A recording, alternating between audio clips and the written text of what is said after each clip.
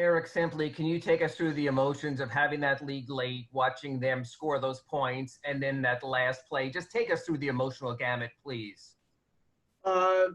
Yeah, I mean, you're all over the place emotionally. You have a 6, 7 point lead, going down the stretch, but that you have to execute. You have to be able to get a couple buckets because you just know how fast they're going to get up the court, and they do present some challenges there. We didn't handle it perfectly, as you can tell, but at least those teaching moments tomorrow will be after a win instead of a loss. But that's competition. You can't control everything and have everything go perfectly. You just have to find a way, and our guys gutted it out. There was some big time plays on both sides of the floor, going down the stretch in the fourth quarter.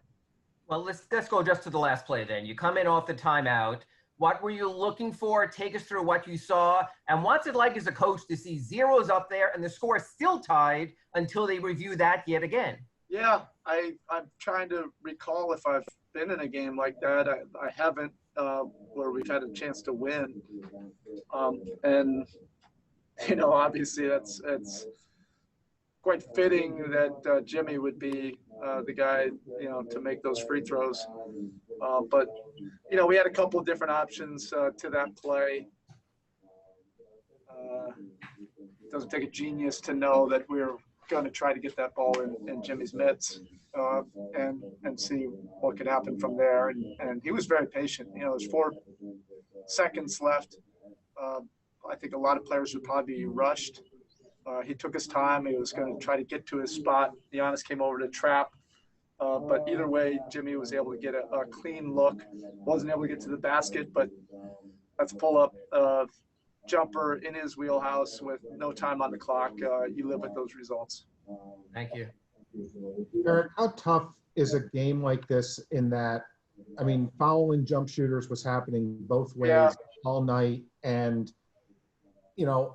I know, I'm sure people will argue it, but this crew pretty much was consistent all night in how they were calling jump shooters. How frustrating is it when it goes against you? And do you have to talk about the way the game is being called in relation to how closeouts are being called? From our standpoint, we're fouling too much, on shooters. This has been 2 straight games, regardless of whether we agree or not agree. Those are fouls, and we have to be more disciplined and better technique. And those are costly plays, particularly, the 3-point fouls. But, neither team is an easy team to officiate. You have aggressive players that are creating contact. You have to do things with incredible discipline and technique. And a lot of these calls, you have to go to a replay almost every single time. So you have to stay the course. You have to be mentally tough, play through it. It's tough for both teams. And I thought for the most part, I got to be able to do that tonight. And just to follow up quick, Spo, the play where Bam fouled out, which was pretty much inarguably a foul without question. How smart is it for him in that situation to say, all right, I know it's my 6, I'm going to sacrifice myself, but I'm not giving you this layup? How smart is that play? Are you saying, oh yeah, right. Giannis missed the 2 free throws. 5th, No, not that. No, he's going to try to make a play regardless at the rim. We still had a lead at that point. And that's why you love Bam. He's going to put it all out there. He had some man-sized rebounds again throughout the course of the game. The offensive rebounds, the ones in traffic, all of that, just putting his body out there. He does so many winning things for you in that big pull-up. We really needed that one, especially looking back on it now. We were totally jammed up until he was able to get that jumper to fall. Hey, Eric, you guys seem to have Giannis pretty well scouted at this point through 2 games. Is he giving you anything or showing you anything that you haven't seen or haven't prepared for? Because it seemed like you guys haven't really bottled up. No, I wouldn't say we do. This is what great players do. They're going to present challenges. As competitors, what do you want it to be easy? It's not going to be easy. So you have to find different ways to impact, the game. And he's not going to stop. He's incredibly gifted and aggressive, and he knows how to put you in compromising positions, and you got to find a way to overcome it. And you got to do it for 48 minutes, and you got to keep on doing it until the series is over. So, I would never say that. I'll just leave it at that.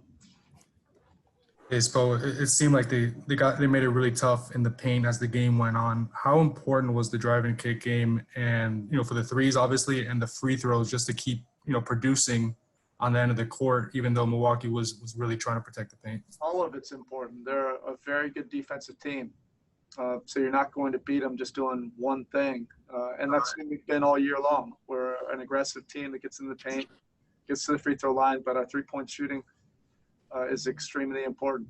It all works together, and you have to rely on each other to generate good offense against a defense like this. They do a great job of protecting the paint and protecting the rim.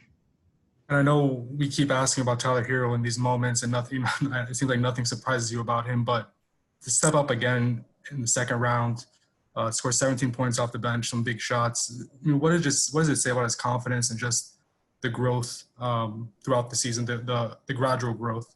Well, he's really worked at it to earn the trust of not just the coaching staff, but his teammates. He's really drilled endlessly on his defensive fundamentals, individually and team-wise, and he always is working on his offensive skill set. And again, against a very good defensive team, you need guys that can make some plays. And at the end of the clock, he's a threat, not only from deep, but he can put the ball on the floor, which is really needed. Spo, after game one, you said, hey, it's just one game, one win. Now it's 2 wins and you're halfway there. What do you kind of send as the message? You've been through this plenty of times. The goal is to get to 4, but you're halfway there in the advantageous position you're in, up 2-0. Yeah, that's it. You don't get too crazy about it. The guys that have been around for a long time know how, tough a 7-game series is. So I think our veteran guys will be able to express that to everybody. Our guys know, what this is about. We have a deep, healthy respect for our opponent.